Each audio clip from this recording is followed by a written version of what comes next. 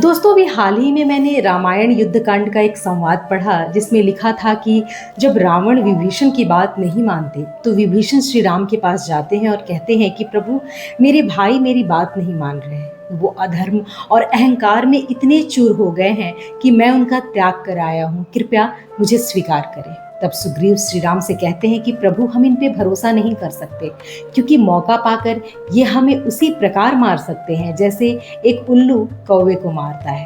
तब भगवान श्री राम कहते हैं कि मेरी शरण में आया हुआ कोई भी इंसान जो मित्र भाव से आया हो, मैं उसका त्याग नहीं कर सकता। इस संवाद में एक चुनौती यह थी कि कभी कभी ऐसा होता है कि हमारे सामने जो इंसान आता है सहायता के लिए, हम उस पर भरोसा नहीं कर पाते।